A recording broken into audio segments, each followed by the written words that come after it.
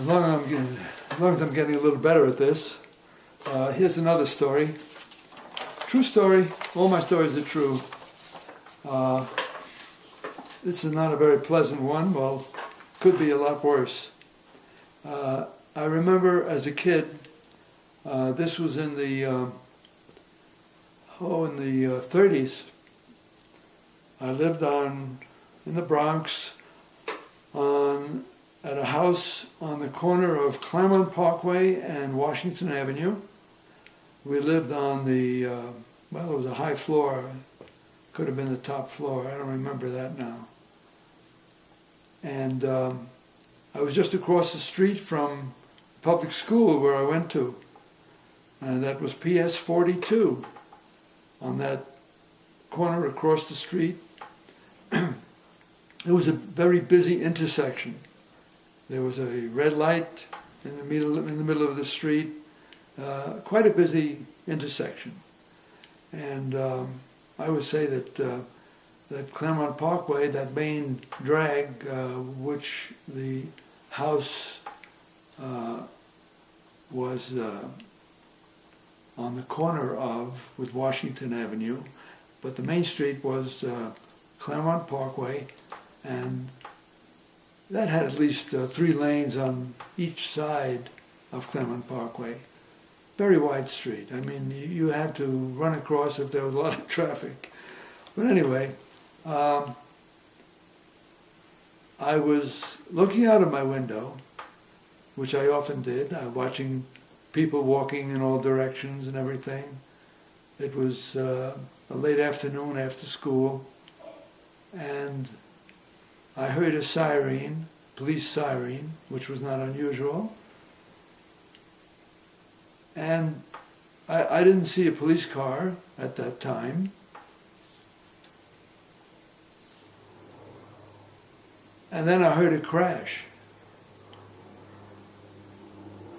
So I focused on where I thought the sound was, which was about the middle of the street at the corner. And I saw the police car then. It had hit a regular car,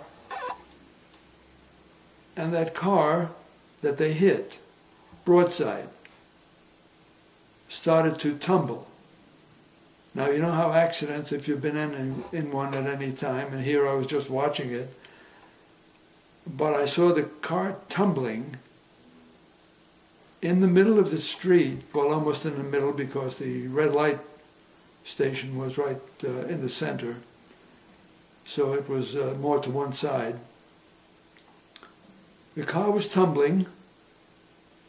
A lot of people were stopped in their tracks, on the sidewalks and so forth around. This was a huge crash. The police were obviously running to some emergency or whatever. I'm watching this car tumble, and I notice a man with his back to the accident and the tumbling car, not turning around to see the car tumbling after him, but was running because he knew something bad had happened. He was running at the very same speed that the car was tumbling, and the car was maybe 6 feet behind him. And that's the way it remained. He kept running. He had not reached the sidewalk yet, but the car stopped tumbling. That was all I remember about it, really. But that was the most unusual thing I had seen probably at that stage in my life. And unless I think of something and tell it to you later. But that was it. It was tumbling at the same speed he was running. If he had stopped or hesitated or turned around, he'd have been crushed. Isn't life interesting? How can I forget it? This is Empathic Sam. Have a good day. I kicked the tripod. Okay.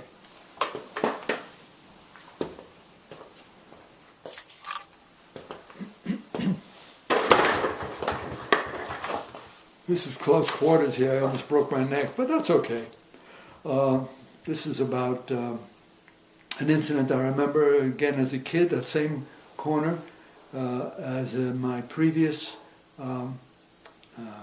video about the car accident and the car rolling behind the man who was running.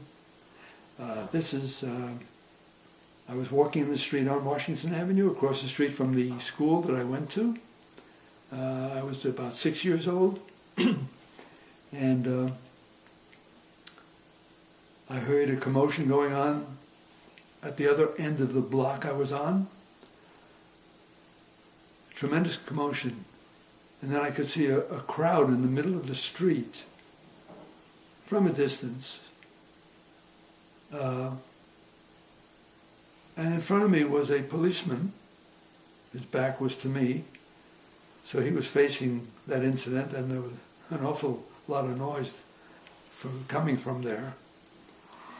And I'm saying to myself at that time, wow, he's going to run and stop the fight. And he ran right into a hallway to keep from going to the fight. So that's kind of unforgettable too, you know. This is Empathic Sam, true story. This was in the 1930s, so I doubt if he's a police chief by now. Bye.